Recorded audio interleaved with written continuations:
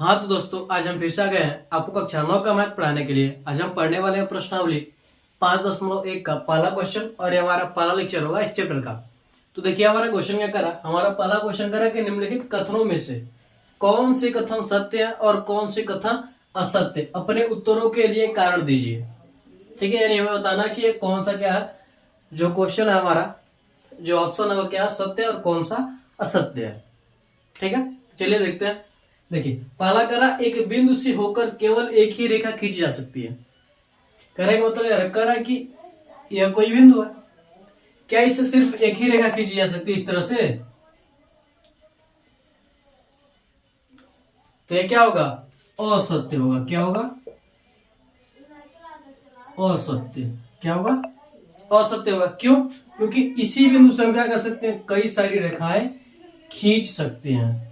हम लिख सकते हैं, अगर हम कारण लिखना चाहें तो लिख सकते हैं, क्योंकि एक ही रेखा से हम असंख्य रेखाएं खींच सकते हैं। एक बिंदु से हम असंख्य रेखाएं खींच सकते हैं।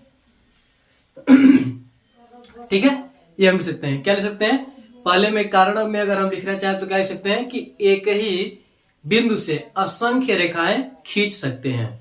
ठीक है, अब देखिए दूसरा करा, दो भिन्न बिंदुओं से होकर जाने वाली असंख्य रेखाएं हैं। क्या करा, मान लीजिए यहां पर और यहां पर क्या है, दो बिंदु है। इन बिंदु से क्या असंख्य रेखाएं जा सकती हैं? क्या इस बिंदु से असंख्य रेखाएं जा सकती हैं? तो ये क्या है, यह भी असत्य है। क्या है, असत्य है। कारण में अगर हम लिखना चाहें तो लिख सकते हैं, दो बिंदुओं से होकर सिर्फ एक ही रेखा जा सकती है। दो बिंदुओं से होकर सिर्फ एक ही रेखा खींची जा सकती है। कारण में हम लिख सकते हैं क्योंकि अब देख लीजिए, इससे इधर से करेंगे, इधर से करेंगे, इधर से इधर से इधर से, किसी भी तरीके से करेंगे तो क्या होगा, एक ही रेखा से क्या होगा, जाएंगे। एक ही बिंदु से क्या होगी, या सभी रेखाएं गुजरेंगी। ठीक है, यानी दो बिंदु से हम क्या कर सकते हैं, कभी भी एक से ज्यादा रेखा नहीं खींच सकते हैं। दो बिंदुओं से कभी भी हम एक से ज्यादा रेखा नहीं खींच सकते हैं।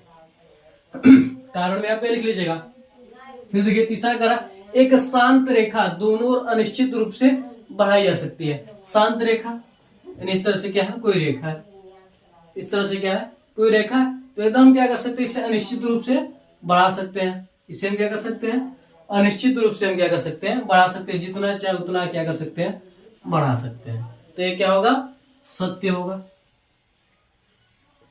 कारण में हम सकते हैं, एक शांत रेखा को हम जितना चाहे उतना बढ़ा सकते हैं। दोनों ओर जितना चाहे उतना हम बढ़ा सकते हैं। आप देख सकते हैं इसे।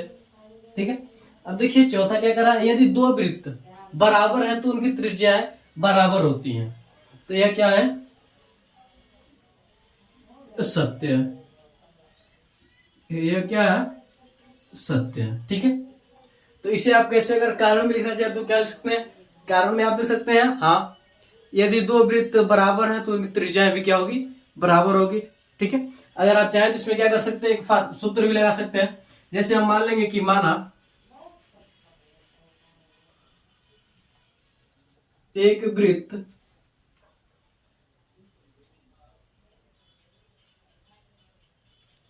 ए है जिसका क्षेत्रफल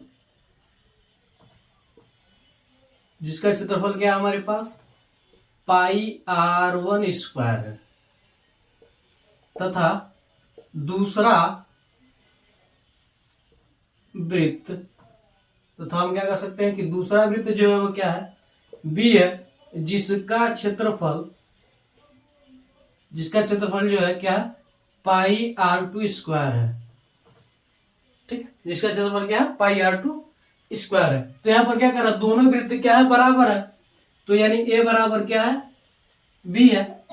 ए बराबर क्या है, बी है। ए का क्षेत्रफल क्या है, πr1² और बी का क्षेत्रफल क्या है, πr2²। ठीक है, πr2²। तो यहां से क्या हो जाएगा, पाई से पाई कैंसिल, स्क्वायर से स्क्वायर कैंसिल, यानी क्या हो जाएगा, r1 = r2। यानी हम कह सकते हैं कि यदि दो वृत्त बराबर है तो उनकी त्रिज्याएं भी क्या होंगी, बराबर होंगी। यहां से हमें ये हम कर सकते हैं, एकदम कर सकते हैं। ठीक है, तो आप चाहें तो इसे सॉल्व करके भी बता सकते हैं। अब देखिए पांचवा करा, यदि ए बी बराबर पी क्यू और पी क्यू बराबर एक्स वाई, तो ए बी बराबर एक्स वाई होगा, ये भी क्या है, सत्य है। ये भी क्या है, सत्य है। अगर आप इसको भी लिखना चाहें तो क्या कर सकते हैं कि एकदम बराबर होगा, आप ये लिख सकते हैं कारण में। अगर आप चाहें तो इसे सॉल्व करके भी बता सकते हैं। जैसे देखिए दिया है क्या, ए बी बराबर पी क्यू, इसे हम क्या करेंगे, समीकरण एक मान लेंगे, ठीक है। फिर क्या हो जाएगा, हम लिख सकते हैं, हम क्या लिख सकते हैं,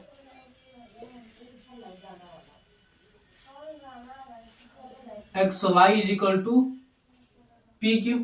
इसे समीकरण दो, समीकरण एक और दो से हमारे पास क्या हो जाएगा, ए बी बराबर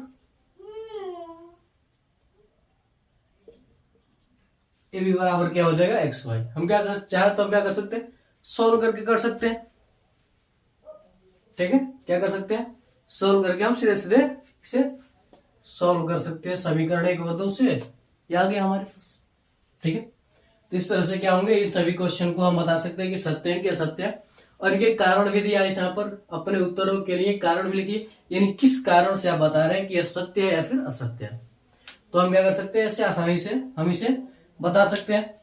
इसके बाद क्या है हमारे पास, दूसरा क्वेश्चन है, ठीक है, जो कि क्या परिभाषाएं वाली है। समांतर रेखा दिया है, लंब रेखा दिया है। अगर हम बताना चाहे आपको तो बता सकते हैं।